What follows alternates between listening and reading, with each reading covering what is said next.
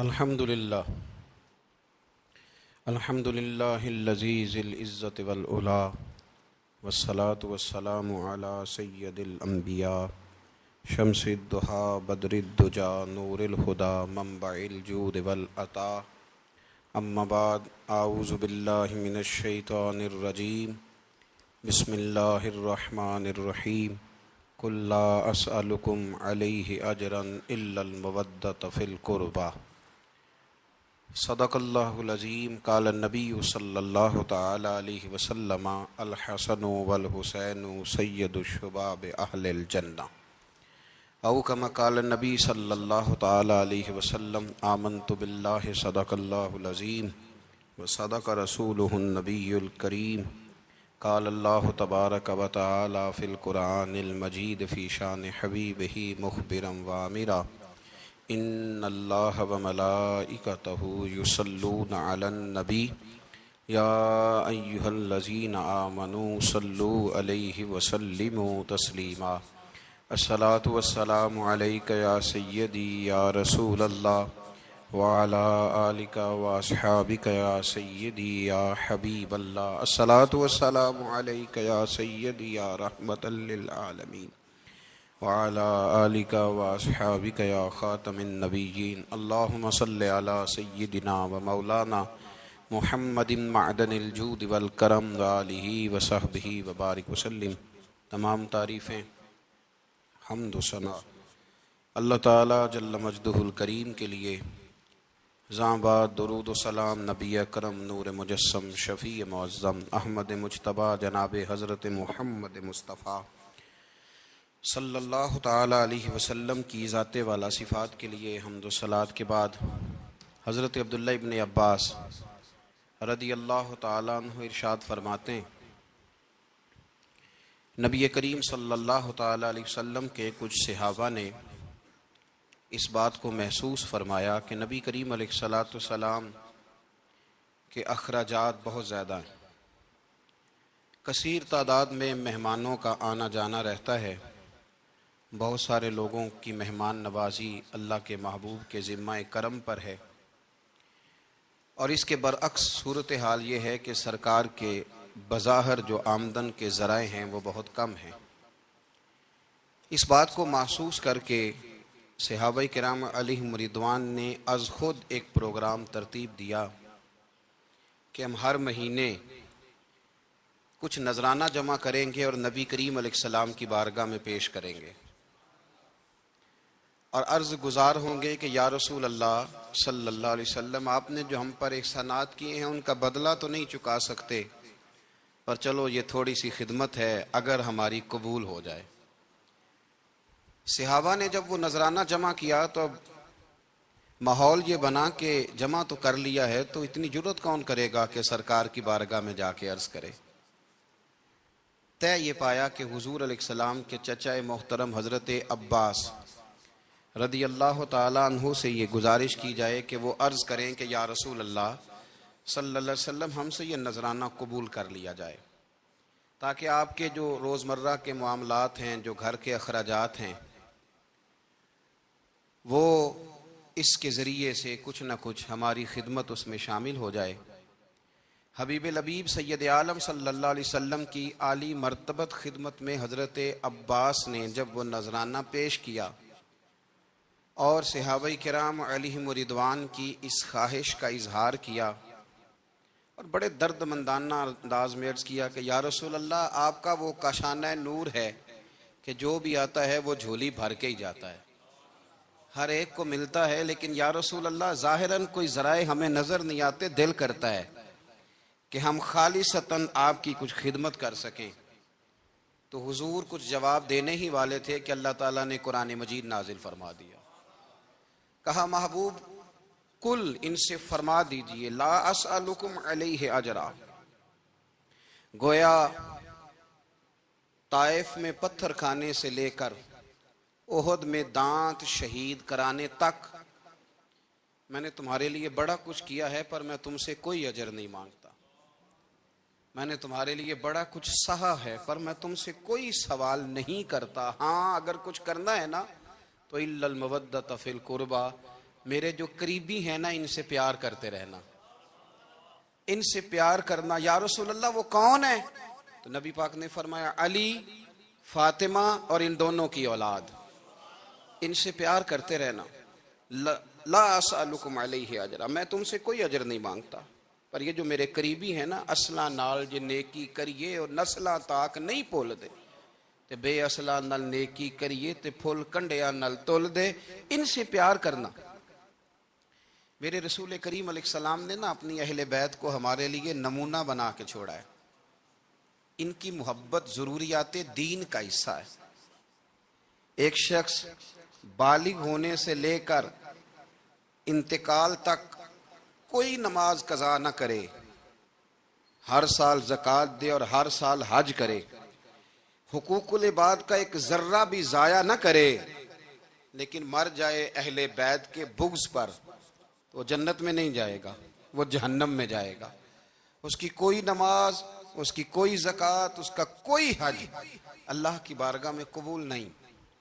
لیکن کمزوریاں رہ جائیں، کوشش کرتا رہے، کمزوریاں رہ جائیں، پر حسنین کریمین سے پیار کرتا جائے، ان کی ماں سے، ان کے والد سے محبت کرتا جائے، تو میرے محبوب نے فرمایا من مات علی حب آل محمدن مات شہیدا، جو آل محمد کی محبت میں دنیا سے گیا وہ سادہ نہیں گیا، وہ تو شہادت کی موت مرا ہے، تو شہید ہو کے دنیا سے گیا۔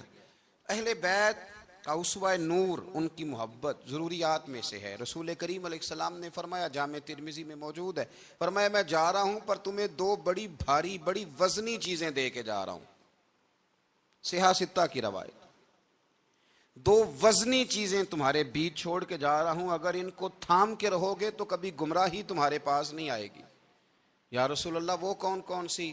فرمایا ایک اللہ کی کتاب دے کے جا رہا ہوں اور دوسرا اپنا خاندان دے کے جا رہا ہوں۔ اگر اہل بیت نبوت کو تھامے رہو گے، ہمارے بزرگوں نے لکھا ہے کہ یہ جو حضور نے کتاب اللہ اور پھر اپنی اہل بیت کا تذکرہ فرمایا، تو اس کا مطلب یہ ہے کہ تھیوری دیکھنی ہوئی تو قرآن دیکھنا، اور پریکٹیکل دیکھنا ہوا تو علی اور فاطمہ کو دیکھنا، حسن اور حسین کو دیکھنا، ان کو دیکھنا۔ نبی کریم علیہ الصلاۃ والسلام کے اہل بیت منارہ نور ہیں، ان کی محبت، ان کا پیار کیوں بھلا؟ اس لیے کہ یہ وہ خوبصورت لوگ ہیں جن کو خود میرے نبی پاک نے تراشا ہے۔ ان کی سیرت میں جتنے رنگ ہیں وہ رسول کریم نے خود بھرے ہیں۔ ان کی ایک ایک بات کا خیال نبی پاک نے رکھا ہے، حضور نے از خود انہیں اپنی صحبت عطا کی ہے۔ زیادہ دور نہیں تھا سیدہ فاطمہ کا گھر، مسجد نبوی کے ساتھ تھا، اللہ کے رسول دن میں 2 دفعہ جایا کرتے تھے، پھر بھی کبھی کبھی فرماتے فاطمہ میرا دل کرتا ہے آج میں رات تیرے گھر میں قیام کروں، تو سیدہ فاطمہ الزہرا فرماتی ہیں کہ آمنہ کے لال اس طرح بھی میرے گھر میں قیام کرتے تھے کہ حضور چارپائی پہ لیٹتے تھے تو ایک کندھے پہ امام حسن کا سر ہوتا تھا اور دوسرے پہ امام حسین کا سر اقدس ہوتا تھا، اور فرماتی ہیں رات کو کبھی حسنین کریمین دودھ مانگتے تو میں اٹھتی دودھ دینے کے لیے، تو حضور فرماتے لیٹ جاؤ آج میرے ساتھ سوئے ہیں تو دودھ بھی میں ہی پلاؤں گا، تو محبوب اٹھتے ان کے لیے دودھ لاتے برتن سے نکال کے، حضور نے انہیں وقت دیا اور پھر ان کی چھوٹی چھوٹی چیزوں کا خیال رکھا۔ صحیح بخاری میں موجود ہے، تربیت پر توجہ دی۔ امام حسین تشریف لائے، ابھی عمر مبارک 7 سال کے قریب تھی، مسجد نبوی میں صدقے کی کھجوروں کا ڈھیر لگا ہوا تھا۔ چھوٹا بچہ جو ہوتا ہے نابالغ، اس پر شریعت کے احکامات نہیں آتے، صدقے کی کھجوروں کا ڈھیر تھا مسجد نبوی میں۔ یہ تربیت ہے، یہ ٹریننگ ہے جو اللہ کے محبوب نے خود انہیں عطا فرمائی۔ صدقے کی کھجوروں کا ڈھیر تھا، امام حسین حضور کے ساتھ آئے تو امام علی مقام نے ایک کھجور اٹھا کے منہ میں رکھ لی۔ شارحین نے لکھا ہے لگتا یہ ہے کہ کئی دنوں کی بھوک تھی، کیونکہ یہ فاقہ اہل بیت کا بڑا محبوب ہے، مجبور نہیں تھے، وہ تو خزانوں کے مالک تھے، پر غریبوں سے محبت کی وجہ سے فاقے کیا کرتے تھے، یہ ان کی پسند ہے فاقہ کرنا۔ تو ایک کھجور امام علی مقام نے رکھ لی تو اللہ کے رسول نے گلے میں انگلی ڈال کے نکال دی، فرمایا حسین یہ صدقہ ہے، یہ میری اہل بیت کے لیے درست نہیں ہے۔ حضور نے خود تربیت کی، اور پھر سیدہ فاطمہ الزہرا نے اپنے بچوں کو تراشا، ان پر محنت کی۔ میں اکثر گزارش کرتا ہوں دوستوں سے، میں کہتا ہوں کربلا کا واقعہ کوئی حادثاتی نہیں ہے، اس کے پیچھے پوری ایک لاجک ہے، اس کے پیچھے پورا ایک فلسفہ ہے۔ ایسے ہی کوئی آدمی 3 دن بھوکا پیاسا رہ سکتا ہے؟ کسی آدمی کو صبح اس نے کھانا کھایا اور شام تک کھانا نہ ملے تو ٹانگیں کانپتی ہیں۔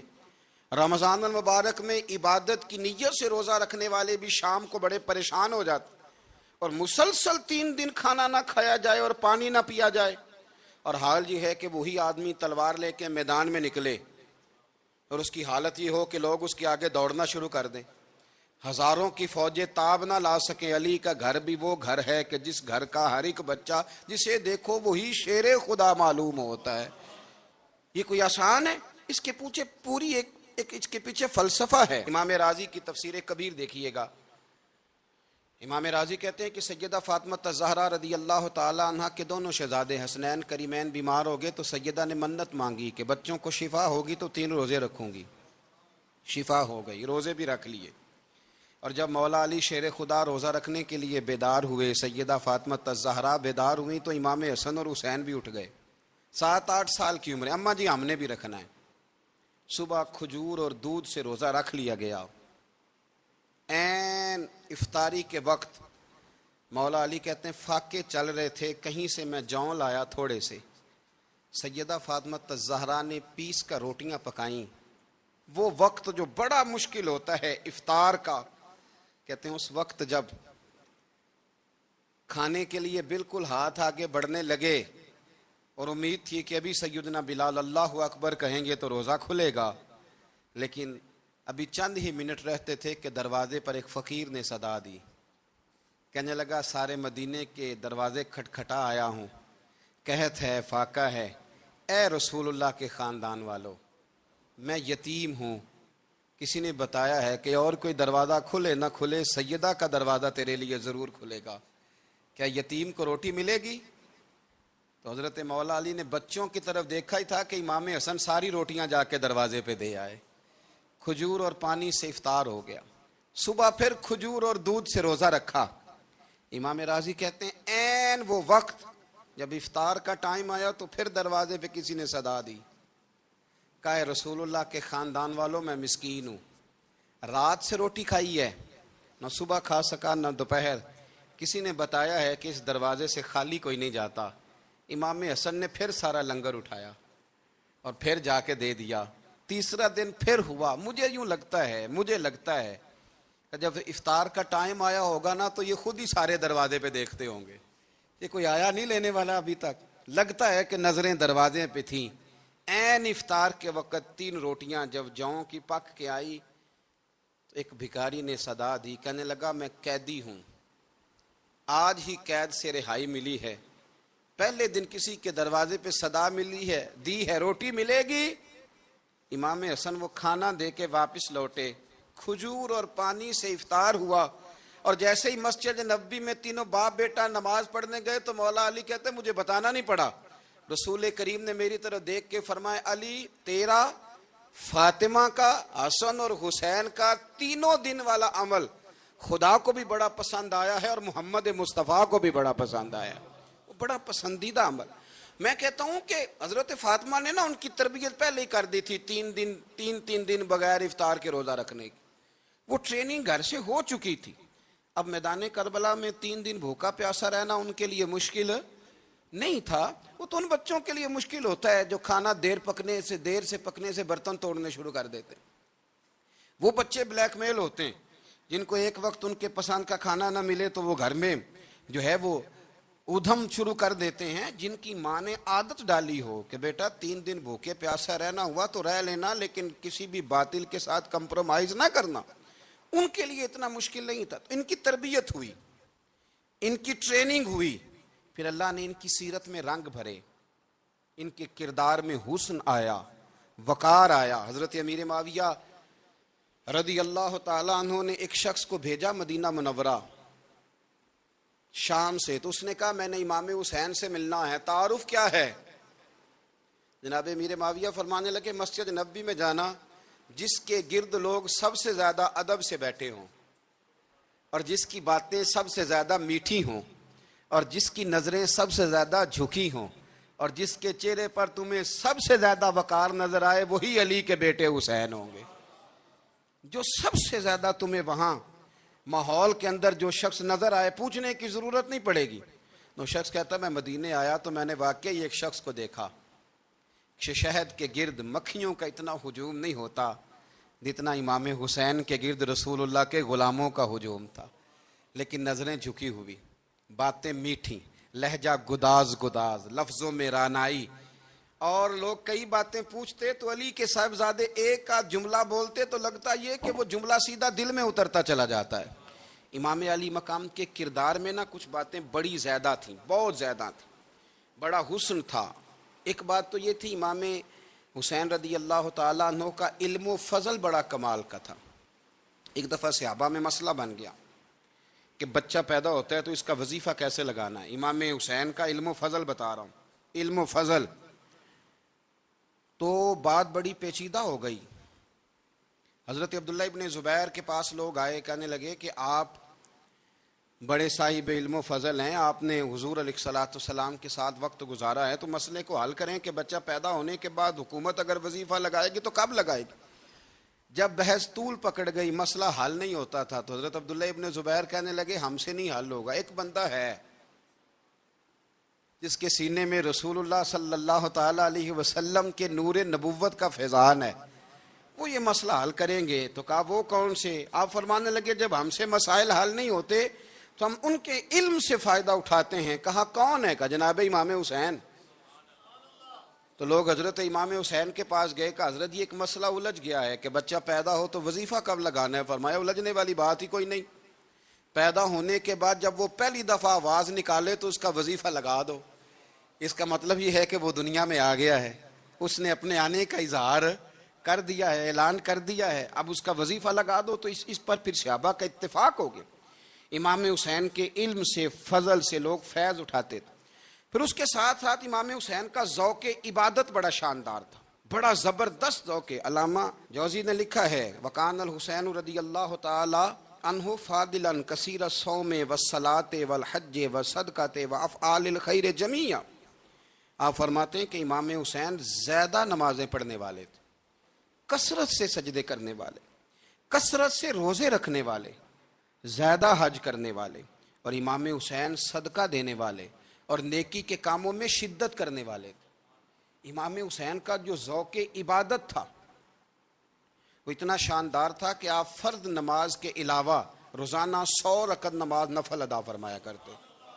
اور امام حسین فرماتے زندگی میں کبھی ایسا نہیں ہوا کہ 3 دن گزر گئے ہیں اور حسین کا قرآن پاک ختم نہ ہوا ہو. 25 حج کیے امام حسین نے مدینہ منورہ سے مکہ مکرمہ پیدل جا کے، 25 حج. اب تو نسبت والے لوگوں کو عبادت کی ضرورت نہیں نا، اللہ ماشاءاللہ کہتے ہیں نسبت بڑی ہے. بھئی جن کی نسبت اتنی خاص تھی کہ حضور نے فرمایا یہ فاطمہ کے نہیں میرے بیٹے ہیں، ان کا تو حال یہ ہے کہ فرض کے علاوہ 100 نفل، 3 دن سے پہلے ختم قرآن پاک، 25 حج فرمائے. تو کس نسبت کی بات کرتا ہے؟ یہ نسبتیں تو ہیں جو انسان کو عبادت کے قریب کرتی ہیں. لوگوں نے معیار ہی بدل دیا ہے. حضرت سیدنا امام حسین کی شہادت کے بعد حضرت عبداللہ ابن زبیر رضی اللہ تعالیٰ عنہ نے قاتلان حسین سے خطاب کیا اور فرمانے لگے اللہ کی قسم تم نے اس شخص کو شہید کیا ہے جو راتوں کو لمبے لمبے قیام کرتا تھا، اور تم نے اس شخص کو شہید کیا ہے جس سے میں دن میں جب بھی ملتا تھا تو وہ روزے سے ہوتا تھا. تم نے اس شخص کو شہید کیا جو قائم اللیل تھا، صائم الدہر تھا، اس شخص کو تم نے شہید کیا. آپ کو پتہ ہے کہ میدان کربلا میں جب 9 محرم کو ابن سعد نے امام حسین سے کہا کہ جنگ کرو، اگر یزید کی بیعت نہیں کرنی، تو امام حسین نے فرمایا 1 رات کی مہلت دے دو، 1 رات کی مہلت دے دو. حضرت امام زین العابدین کہتے ہیں میں نے اپنے والد گرامی سے عرض کی کہ ابا جی آپ جہاد سے دور جانے والے تو ہیں نہیں، آپ تو جہاد سے پیار کرنے والے، اور یہ بھی پتہ ہے مجھے کہ یہ جنگ اب ہو کے رہے گی، تو 1 رات کی مہلت لینے کا معنی کیا ہے؟ بھئی کل بھی لڑنا ہے اور رات بھی لڑنا ہے، تو ابا جی 1 رات کی مہلت. تو سیدنا امام حسین رضی اللہ تعالیٰ عنہ فرمانے لگے بیٹا رات کی مہلت اس لیے لی ہے کہ میں آج رات کھل کے اپنے رب کی عبادت کر لوں، میں استغفار کر لوں، میں لمبے سجدے کروں. اور کہا زین العابدین تو جانتا ہے نا کہ مجھے نماز سے، تلاوت سے، دعا سے اور استغفار سے بڑا پیار ہے۔ نماز سے مجھے پیار ہے، دعا سے مجھے پیار ہے، استغفار سے مجھے پیار ہے۔ فرمایا بیٹا میں نے اس لیے نہیں کہ میں چاہتا ہوں ایک رات اور دنیا میں رہوں۔ تو امام زین العابدین فرماتے ہیں امام علی مقام نے سجدے پہلے بھی بڑے کیے، پر 9-10 کی درمیانی رات جو ان کے سجدے تھے وہ میں نے کبھی نہیں دیکھے۔ فرماتے ہیں تیمم کے ساتھ وہ رات کی جو عبادتوں کا رنگ تھا وہ میں نے کبھی نہیں دیکھا۔ امام علی مقام کا عبادت کا ذوق تھا، شوق تھا، لذت تھی۔ آپ یقین کریں ایسے ایسے عجیب بہانے ہم لوگوں کہتے ہیں میرا نماز میں دل نہیں لگتا، تو میں کہتا ہوں تیرا گپ شپ میں کس طرح لگتا ہے، تیرا موبائل پہ کیسے لگتا ہے بھائی؟ یہ تو بھائی ذوق کی بات ہے۔ امام حسین کہتے ہیں مجھے قرآن پاک سے پیار ہے، مجھے تلاوت سے پیار ہے، مجھے دعا سے پیار ہے، مجھے استغفار سے پیار۔ بھائی جس کو جس چیز سے پیار ہوگا دل لگ جائے گا۔ ہم نے کبھی پیار کیا ہی نہیں اس سے، جن چیزوں سے پیار ہے وہاں دل لگ جاتا ہے۔ یہ ایک بہانہ ہے، ورنہ کثرت سے عبادت کرنا، ذوق پیدا کرنا، یہ تو اہل اللہ کا طریقہ ہے۔ والذین یبیتون لربہم سجدا وقیاما، رب کے بندوں کی علامت یہ ہے کہ وہ راتیں سجدے اور قیام میں گزار دیتے ہیں۔ تو امام حسین کی سیرت کا کمال ہے کہ ذوق عبادت رکھتے تھے۔ دوسری بات جو امام علی مقام کی سیرت میں بڑی شاندار ہے وہ یہ ہے کہ سخی بڑے تھے۔ ایک قول سنانا ہے آپ کو امام حسین کا، اور خواہش میری یہ ہے کہ میرے حاضرین اور ناظرین اس قول کو رٹا لگا کے یاد کریں، اس قول کو انشاءاللہ۔ یہ قول جو امام حسین کا ہے نا جی، یہ جس دن مجھے ملا تھا نا تو میں نے بھی رٹا لگا کے یاد کیا تھا، اور میرے پاس جتنی ڈائریاں ہیں شاید میں نے سب میں لکھا ہے۔ امام علی مقام رضی اللہ تعالیٰ عنہ فرماتے تھے اللہ کی رضا کے لیے کسی شخص کی ایک حاجت پوری کر دینا 1 مہینہ مسجد میں اعتکاف کرنے سے زیادہ درجہ رکھتا ہے۔ ایک بندے کی ایک حاجت پوری کر دینا 1 مہینہ پورا مسجد میں اعتکاف کرنے سے زیادہ درجہ رکھتا ہے۔ خدا کے بندے تو ہیں ہزاروں اور بنوں میں پھرتے ہیں مارے مارے، میں اس کا بندہ بنوں گا جس کو خدا کے بندوں سے پیار ہوگا۔ کسی بندے کی ایک حاجت پوری کرنا 1 مہینہ اعتکاف میں بیٹھنے سے زیادہ افضل ہے۔ اسی لیے تو میرے حبیب کریم علیہ السلام نے فرمایا تو رب کے بندوں کی حاجتیں پوری کرنے میں لگ جا، رب تیری حاجتیں پوری فرما دے گا۔ تو امام علی مقام فرماتے تھے ایک حاجت کسی کی پوری کرو۔ حضرت جناب سیدہ زینب بنت ابی رافع کہتی ہیں کہ سیدہ فاطمہ الزہرا نا ایک دن اپنے دونوں شہزادوں کو لے کے، جب حضور کی طبیعت مبارک بظاہر علیل تھی جس میں حضور کا وصال ہوا، دونوں شہزادے لے کے سیدہ فاطمہ نبی کریم کی بارگاہ میں گئیں، کہنے لگی یا رسول اللہ میرے بچوں کو کچھ دیجئے سیدہ پاک۔ تو حضور اٹھ کے بیٹھ گئے، اس کندھے سے امام حسن کو لگایا اور اس سے امام حسین کو لگایا اور فرمایا فاطمہ یہ جو میرا حسن ہے نا اس کو میں اپنی ہیبت اور سرداری دیتا ہوں، اور فرمایا یہ جو میرا حسین ہے نا حسین کو میں اپنی جرت اور سخاوت دیتا ہوں، میرا حسین جرت مند ہوگا اور سخی ہوگا۔ داتا گانج بخش علی حجویری، امام الاولیاء، سید الاصفیاء، داتا صاحب کشف المعجوب میں فرماتے ہیں ایک دن نا امام حسین کے پاس ایک شخص آیا بڑی دور سے کچھ مانگنے کا، حضور کچھ دیجئے۔ وہ شخص کہتا ہے کہ میرا ظرف یہ تھا کہ 4-5 دینار ملیں گے۔ تو امام حسین فرمانے لگے تھوڑی دیر بیٹھ جا، رزق آ رہا ہے۔ تو امام حسین کو حکومت وقت کی طرف سے نا 5 تھیلیاں ملی جس میں ایک تھیلی میں 500 اشرفیاں تھیں، 5 تھیلیاں آئیں، لیکن اس کو آنے میں نا ذرا دیر ہو گئی۔ وہ 5 تھیلیاں جب آئی نا تو امام حسین اس کی طرف 5 تھیلیاں بڑھا کے نا، ذرا دیکھنا میری طرف غور سے، 5 تھیلیاں بڑھا کے نا تو فرمانے لگے میاں جتنا تجھے انتظار کرایا ہے نا اتنی ہم تیری حاجت پوری نہیں کر سکے۔ تو یہ نہ محسوس کرنا کہ حسین کے دروازے پہ بیٹھا بھی رہا ہوں تو ملا کیا ہے، یہ نہ محسوس کرنا۔ وہ شخص کہتا ہے جب میں نے وہ تھیلیاں کھولی اور پھر میری نظر امام حسین پہ پڑی تو میرے اندر سے آواز آئی اگر حسین ابن علی اتنے سخی ہیں تو محمد عربی کتنے سخی ہوں۔ اگر یہ معیار ان کا ہے، ان کا یہ معیار ہے، اور خود بھیک دیں خود ہی کہیں منگتے کا بھلا ہو، خود کہنے لگے جتنا انتظار کرایا ہے اتنی تیری مدد کر سکے۔ یہ سخاوت کا معیار تھا، یہ طریقہ تھا۔ ایک دفعہ سیدنا امام حسین رضی اللہ تعالیٰ عنہ کہ گھر کے اندر نا 5,000 دینار آئے. مسجد میں تھے, آپ کو 5,000 دینار ملے, تو امام زین العابدین کہتے ہیں کہ مسجد سے لے کر گھر آنے تک امام حسین نے 5,000 اللہ کے رستے میں خیرات کر دی. فرماتے میں نے کہا ابا جی 5 دینار کی گھر میں ضرورت تھی, مالاں والے سخی نہیں ہوندے تے سخیاں کل مال نہیں ہوندا, ایتھے اوتھے دوویں جہانی سخی کنگال نہیں ہوندا. کہا ابا جی 5 دینار کی گھر میں ضرورت تھی, تو کہتے ہیں مجھے فرمانے لگے بیٹا یہ جن کو میں نے دیا ہے نا یہ گھر کے لیے ہی دیا ہے, یہ گھر کے لیے ہی دیا ہے, جن کو دیا ہے تمہارا کیا خیال ہے یہ باہر خرچ ہوا ہے, یہ گھر کے لیے ہی ہے. اس لیے کہ جب انسان دوسروں پر شفقت کرتا ہے تو اللہ اس کے گھر پہ رحمت فرماتا ہے.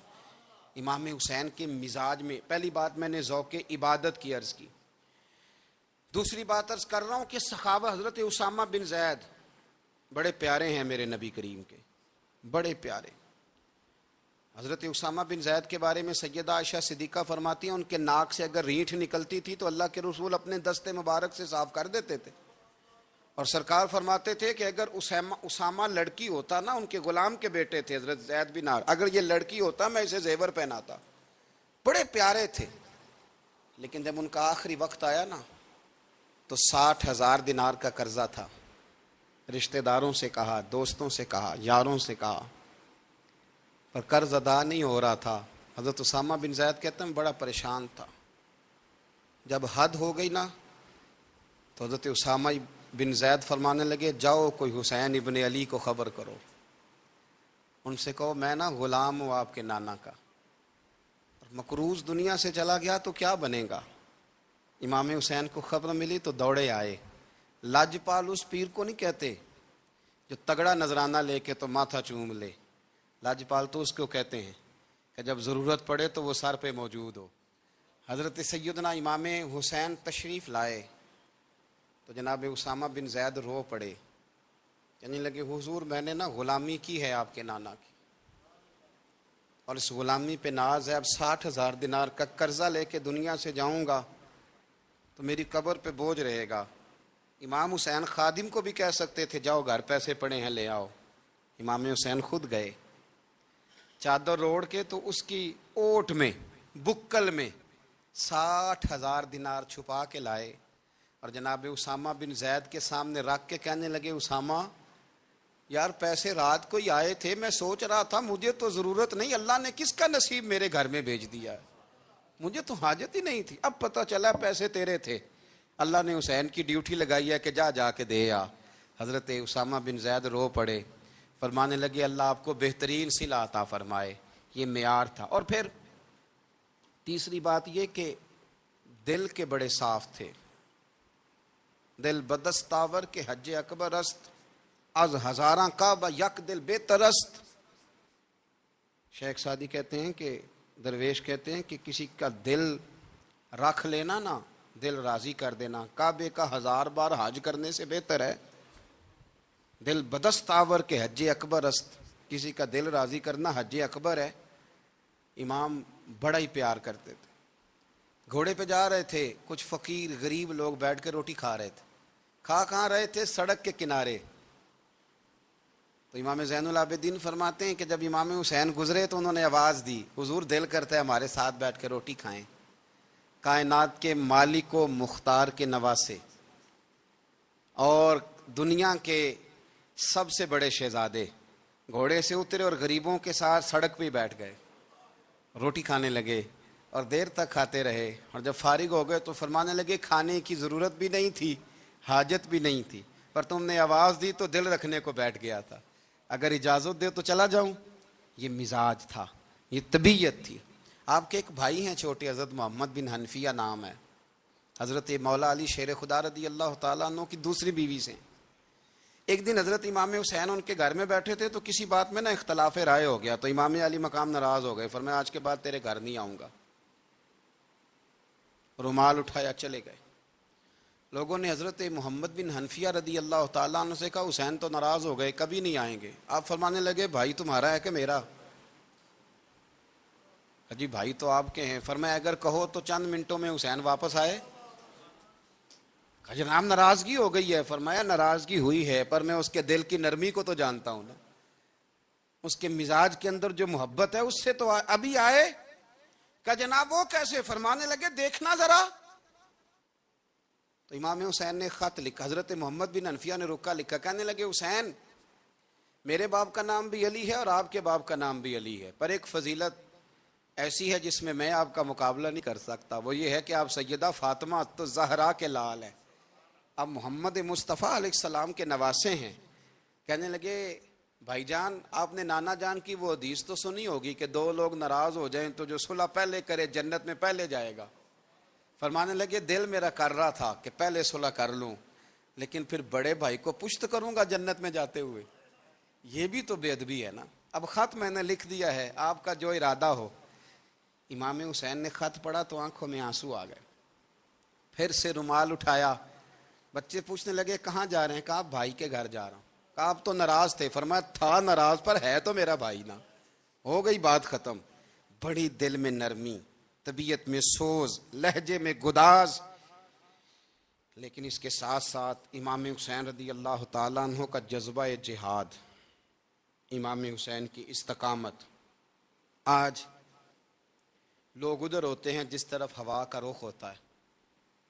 آج لوگوں کی سوچوں کا زاویہ یہ ہے کہ جدھر رش زیادہ ہوگا ہم بھی ادھر جائیں گے. ہم یہ نہیں دیکھتے حق کس طرف ہے، ہم یہ دیکھتے ہیں رش کس طرف ہے. امام حسین رضی اللہ تعالیٰ عنہ نے رش نہیں دیکھا، حق دیکھا. امام حسین رضی اللہ تعالیٰ عنہ استقامت کے وہ پہاڑ ہیں، معمولی آدمی نہیں تھے. فرزق شاعر کہتا ہے کہ میں نے امام حسین سے کہا تھا، میں نے کہا لوگوں کی تلواریں یزید کے ساتھ ہیں پر دل آپ کے ساتھ ہیں، دل آپ کے ساتھ ہیں. امام حسین رضی اللہ تعالیٰ عنہ نے زمانے کے حالات نہیں دیکھے، حق اور سچ دیکھا. جتنی چیزیں انسان کو کمزور کر سکتی ہیں وہ ساری امام حسین پہ طاری کی گئیں. جتنی چیزیں، وطن چھوڑنا کتنا کو مشکل ہوتا ہے. شالا پردیسی کوئی بھی نہ تھی وے تے ککھ جنہ تو پارے. حضرت سلطان باؤ فرماتے ہیں بچو پردیسی ہونا کوئی آسان ہے؟ جس آدمی کا کسی چھوٹے سے گاؤں میں بھی مکان ہو چھوڑنا پڑ جائے تو روٹا ہے. تو مجھے بتاؤ جس نے اپنا سارا بچپن مدینے میں گزارا ہو، آج جو ایک ہفتہ مدینے رہ کے آتے ہیں ان سے واپس نکلنا مشکل ہوتا ہے. لیکن امام حسین حق کا رستہ تھا، وطن کی قربانی دی، اور معمولی وطن نہیں، مدینے جیسا وطن.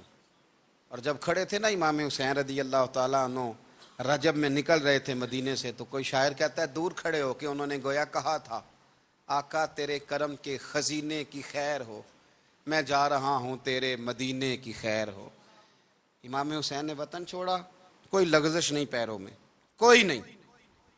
شہزادوں والی زندگی تھی، مسجد نبوی کے امام تھے، نبی کریم علیہ السلام کے روضہ اطہر پر تشریف رکھتے تھے، زمانہ حیا کرتا تھا، شان و شوکت تھی، پر حق کے لیے چھوڑا، نکل کر خانقاہوں سے ادا کر رسم شبیری. اور پھر بڑا مشکل ہوتا ہے جس شخص کے ساتھ بچے اور عورتیں ہوں وہ تو یہ کہہ کے لڑائی سے جان چھڑاتا ہے کہ میرے ساتھ فیملی ہے، نہ ہوتی تو تجھے بتاتا. پر امام حسین کو اولاد بھی کمزور نہیں کر سکی، عورتوں کا ساتھ ہونا کمزور نہیں کر سکا. پھر امام علی بھوک کتنا مشکل کام ہے. آج لوگ کہہ نہیں دیتے کہ میں تو اس لیے گناہ کرتا ہوں کہ رشوت اس لیے لے لیتا ہوں کہ بچے چھوٹے ہیں. 10 دنوں کی کم و بیش سفر، 3 دنوں کی بھوک اور پیاس، پر حق کے رستے میں امام حسین کو کوئی چیز کمزور نہیں کر سکی. اور پھر وہ جتنی باتیں لوگ کہہ سکتے تھے وہ ساری کہیں گئیں، ساری. اور آ کے عرض کرنے لگا حضور یہ کوئی معمولی دشمن نہیں، یہ وہ ظالم ہیں جو لاشوں پہ بھی گھوڑے دوڑا دیتے ہیں. تو امام علی مقام فرمانے لگے جو شہادت کا جذبہ لے کے نکلے وہ پھر انجام نہیں دیکھا کرتا. وہ انجام، وہ جتنی چیزیں جو استقامت کے رستے میں آ سکتی ہیں وہ ساری چیزیں رستے میں آئیں، پر امام علی مقام نے کسی چیز کی پرواہ نہیں کی. آج کا مسئلہ یہ ہے کہ آج لوگوں میں استقامت نہیں ہے. رات کو کچھ ہوتے ہیں، سویرے کچھ ہوتے ہیں، دوپہر کو کچھ ہوتے ہیں، شام کو کچھ ہوتے ہیں. ہمارا کل انداز تکلم کچھ اور ہوتا ہے، صبح کچھ اور ہوتا ہے. امام علی مقام میدان میں رہے، ایک میت گھر میں ہو جائے تو کئی دنوں تک آنکھ کھلتی نہیں، ہوش رہتا نہیں. سب سے زیادہ مصائب امام حسین نے دیکھے، سب سے زیادہ، اور گھوڑے پر بیٹھنے سے پہلے پہلے ساری تکلیفیں آپ دیکھ چکے تھے۔ باپ کا جنازہ اٹھانا آسان ہوتا ہے، بیٹے کا جنازہ اٹھانا بڑا مشکل ہوتا ہے، پر امام حسین نے بیٹوں کے جنازے اٹھائے۔ حضرت علی اصغر کی لاش کو امام حسین نے اپنے دست مبارک سے دفن کیا، اور جناب علی اکبر کی میت کو جب آپ اٹھا کے لا رہے تھے تو سیدہ زینب فرماتی ہیں کہ مجھے یوں کبھی لگتا تھا حسین کا قد بڑا ہے اور کبھی لگتا تھا علی اکبر کا قد بڑا ہے، اور فرماتی ہیں کہ پھر حضرت قاسم بن حسن کو بھی وہ اٹھا کے لائے، اور جناب عباس کے وجود سے الگ ہونے والے بازو انہوں نے لا کے حضرت عباس کے وجود کے ساتھ بھی رکھے۔ انہوں نے یہ سارا منظر دیکھا، لیکن جب حسین ابن علی اپنی دفعہ گھوڑے پہ سوار ہوئے تو لگتا یہ تھا کہ ان سے زیادہ بہادر کوئی نہیں۔ ایک جملہ بھی یزیدی فوج کے سامنے امام حسین نے کمزور نہیں کہا، ایک جملہ بھی، ایک فکرہ بھی کچا نہیں بولا، کہیں بھی کوئی منت نہیں کی، کسی جگہ بھی ان کے پائے استقلال میں کوئی لغزش نہیں آئی۔ جب لوگوں کو پتہ چل جائے کہ اب سامنے موت ہی موت ہے، سوائے اس کے چارہ کچھ بھی نہیں، تو بہت ساری رخصت اور اجازت تو دین بھی دیتا ہے، پر امام حسین کسی جگہ کسی رخصت پر عمل کرتے نظر نہیں آتے، ڈٹ کے بات کی، ڈٹ کے، اور پھر جب میدان میں نکلے، اللہ اکبر، تو ابن سعد کہنے لگا کہ اگر دو دو کر کے ایک ایک کر کے جاؤ گے تو یہ 45,000 کا لشکر سارا حسین کاٹ ڈالے گا، یک بارگی حملہ کرو گے تو بات، اتنی استقامت، اتنا۔ آج تو لوگ ڈپریشن کے مریض ہیں، آج تو لوگ ٹینشن کے مریض ہیں، ہر دوسری بات میں لوگ کہتے ہیں وہ بڑا، پر کس بات سے؟ مطلب کیا آپ نے زندگی میں صرف جاب نہیں مل رہی، صرف بیماری آ گئی، صرف خرچہ نہیں گھر میں بڑا، کس بات کا ڈپریشن؟ امام حسین کی زندگی بتلاتی ہے کہ وہ لوگ بھی کوئی دنیا میں کمال حاصل کر سکتے ہیں جو چھوٹی چھوٹی بات پہ روتے ہیں۔ مال بھی ہے، جوانی بھی ہے، گھر بھی ہے، مکان بھی ہے، بچے بھی ہیں، عزت بھی ہے، صرف پیسے نہیں، اور انسان ہے کہ آنکھیں نہیں کھل رہی، وہ سمجھتا ہے میں کسی کام کا ہی، فقط پیسے نہیں بس۔ او خدا کے بندو، امام علی مقام نے فرمایا سارا کچھ لٹا کے بھی جو میدان میں کھڑا رہے اسے حسین ابن علی کہا جاتا ہے، اسے حسین ابن علی کہا جاتا ہے۔ حسین ابن علی کی شان رفت کوئی کیا جانے، حسن جانے، علی جانے، نبی جانے، خدا جانے، کون جانے امام علی مقام کا معیار۔ تو امام حسین رضی اللہ تعالیٰ عنہ کی زندگی ہمیں بتاتی ہے کہ ذوق والی عبادت کرو۔ امام حسین کی زندگی ہمیں بتاتی ہے کہ جب تم سخاوت کرو تو پھر اپنی حیثیت سے بڑھ کر کرو، اور امام حسین کی زندگی ہمیں بتاتی ہے کہ دل میں کسی کے لیے کوئی بات نہ رکھو، صلح کرنے میں پہل کرو، محبتیں کرنے میں آگے بڑھو۔ اور امام حسین کی زندگی ہمیں بتلاتی ہے کہ جب دنیا میں تم نے کچھ کرنا ہے تو پھر ڈٹنا بھی سیکھو، پھر کھڑے ہونا بھی سیکھو، یہ نہ دیکھو کہ حالات۔ امام حسین نے ایک دن بھی حکومت نہیں کی، یزید نے 4.5 سال کی، لیکن قیامت تک دلوں پہ حکومت امام حسین کی رہے گی، امام حسین کی رہے گی، اس لیے کہ ان میں استقامت